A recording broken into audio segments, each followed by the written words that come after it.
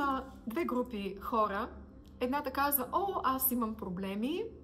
Говори на всички. Проблемите са в устата на тази група хора. Да речем, ако това е профила на една жена, тази дама разказва на всичките си познати, на всички срещи, при всички приятели, на всяко едно място, на работното място, всякъде всички знаят за нейните проблеми. Тя казва, че има мечти, но не е готова да предприеме действия, за да улови своите мечти, за да ги захване, за да ги реализира, за да ги осъществи. Втората група хора са готови да работят, те са амбициозни, те са нахъсени и знаят, че действието е единствената стъпка, която може да промени тяхната реалност и че ако те останат в същото статукво и говорят същите неща и не мърдат от кота 0, проблемите никога няма да се променят.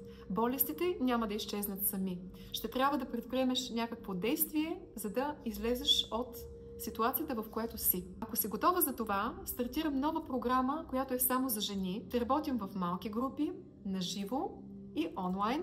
Ще има различни опции за теб, за да получиш подкрепа от мен и от групата. И дръж на фокус факта, че за да получиш, трябва да дадеш. Някои жени казват: аз искам да се променя, искам да излекувам раната си, болестта си, това, че страдам от проблем, например, проблем с хормоните. Но аз не искам да се потапям в група, в която слушам други жени как се оплакват, какво разказват и какви са техните проблеми. Да, обаче в Вселената има един много важен закон, мило момиче, и то е закона, че за да получиш, трябва да дадеш. И когато даваш, ти получаваш. Бъди отворена за това получаване и не се скъпи на даването. Включи се в програмата само за жени и ме потърси, за да ти обясня как стъпково напредваме. Аз съм до теб, аз съм твоя учител, твоя водач и съм готова да дам всичко от себе си, за да бъда полезна. Бъдете здрави, благословени и вярвайте